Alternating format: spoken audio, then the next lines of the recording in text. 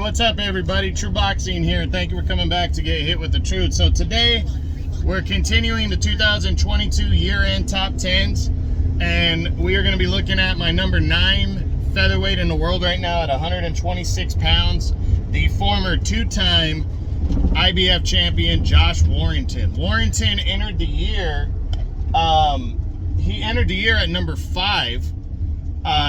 Still, even though he had lost in 2021 to Mauricio Lara, he came back. The rematch was ended up being a no contest. But Warrington, still being a credible, guy who sat at the top of the division as of a couple years ago. He was ranked number 5. And his first fight was in March, late March, against Kiko Martinez.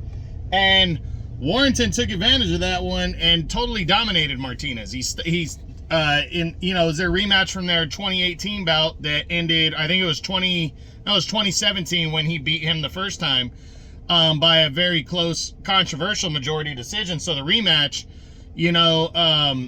Kiko coming off of the win over Kid Galahad, a lot of people wanted to see what Josh Warrington had left, and he had a lot left. He dominated Kiko, stopped him in the 7th round of that fight impressively, showed a lot of power, which, that's not something that's been synonymous with Warrington in his career. And like I said, he got a good win and he elevated himself. He became a 2-time IBF champion with that win and pushed forward. But his initial defense of his new reign, he had to make a mandatory defense against Luis Lopez. And Lopez, who, came in the underdog, went to Warrington's country, but still a very solid fighter. And first half of the fight, Lopez was putting it on Josh. Josh was fighting hard though. He had his moments and he was definitely answering back, but it wasn't enough. And then the second half of the fight, actually I'd say all the way up until maybe the 8th round, you could tell Lopez had a solid lead on the scorecards, and Josh Warrington needed a rally, and rally he did. In the last 4 rounds, he put it on Lopez, almost stopped him, and just kept rolling. But it went to the scorecards, and the judges, in my opinion, got it right. They got a majority decision, a close one for Lopez, as he became the new champion, and Warrington would drop the belt to him. Now, even though Warrington, falls back a little bit here, he's still in a good position. Now, he's 32 years old, so he's getting up there. Another loss, and that might be all she wrote, but this is his time to go after it and see what he's got left. He's 31-2 and 1 draw with 8 knockouts.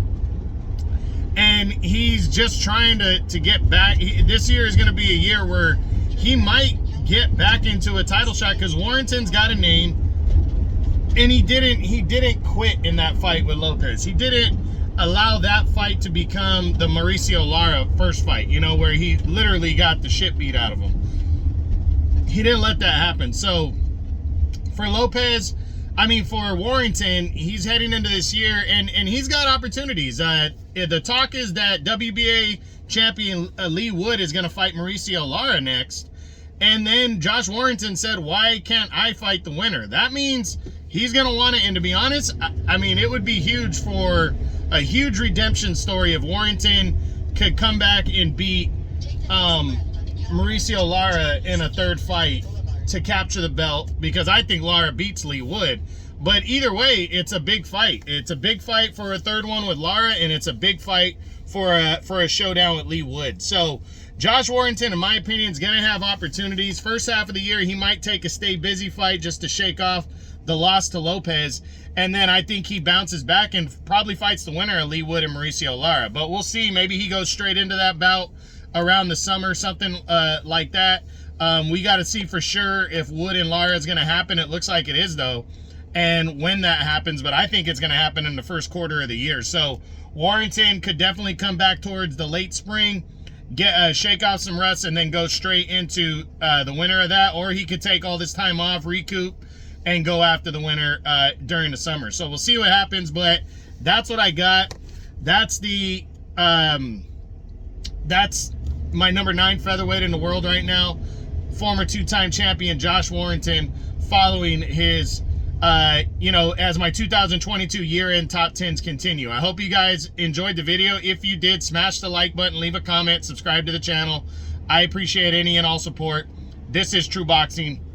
You've been hit with the truth.